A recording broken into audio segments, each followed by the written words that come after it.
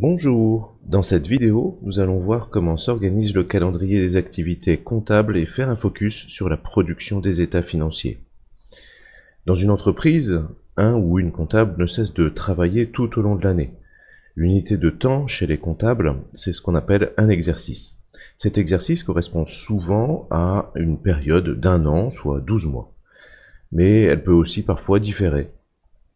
L'exercice comptable peut être calé sur l'année civile calendaire, à savoir du 1er janvier au 31 décembre.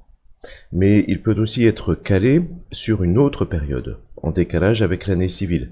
C'est notamment le cas pour les entreprises dont l'activité est saisonnière et dont l'activité reste fournie en décembre ou en janvier. Par exemple, une entreprise de combustible de chauffage a par nature une activité conséquente pendant les mois d'automne, d'hiver et de printemps. Mais selon les années, les vagues de froid peuvent survenir plus ou moins précocement, c'est-à-dire soit en fin d'année civile, soit en début d'année suivante. Par contre, il est à peu près constant d'avoir des ventes de combustible au plus bas en juin ou juillet. Alors afin de ne pas créer de distorsion artificielle, ce genre d'entreprise préférera caler son exercice comptable sur une période courant du 1er juillet au 30 juin de l'année suivante, par exemple. On peut prendre d'autres bornes d'exercice encore si nécessaire, le tout étant de générer des exercices comptables qui puissent être comparés les uns avec les autres.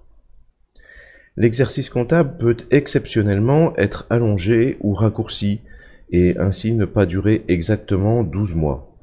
C'est le cas notamment pour les entreprises qui viennent d'être créées et qui exécutent leur premier exercice comptable.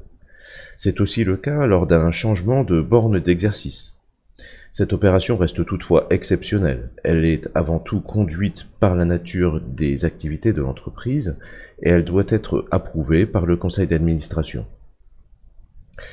À l'ouverture d'un nouvel exercice, avant toute autre opération, le comptable dresse un bilan d'ouverture. Ce bilan est identique au bilan de clôture de l'exercice précédent puisqu'il y a continuité de l'exploitation de l'entreprise et que le bilan de clôture précédent est dressé un instant avant le nouveau bilan d'ouverture. De même, à la clôture de l'exercice, le comptable dresse un bilan de clôture.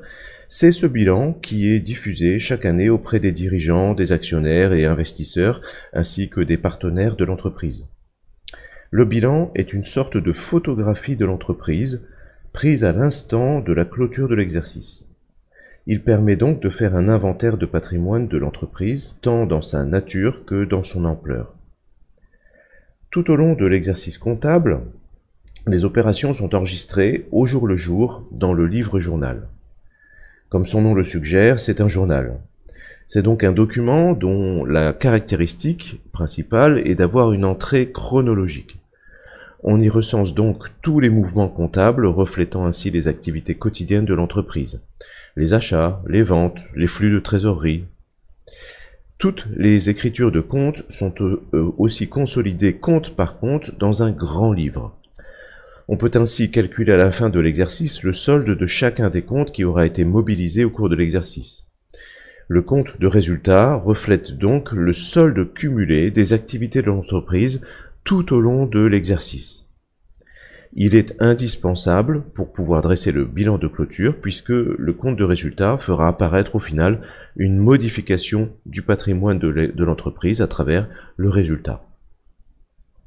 Alors, il faut bien comprendre que les dates qui sont indiquées correspondent aux dates théoriques des documents, mais en pratique, ils sont construits et édités lors de la période qui suit l'exercice, période au cours de laquelle on exécute les opérations de fin d'exercice. Ce sont des écritures comptables un peu particulières qui permettent de solder un certain nombre de choses comme les amortissements ou les provisions.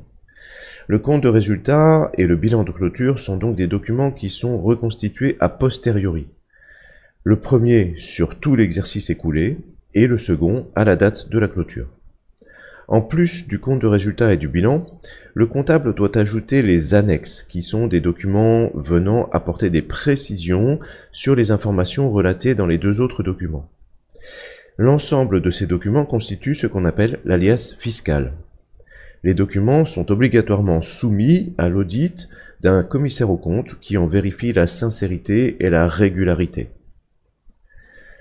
Tous ces documents doivent être prêts afin d'être divulgués au conseil d'administration qui va ainsi pouvoir prendre connaissance d'informations fiables et codifiées et en approuver le contenu.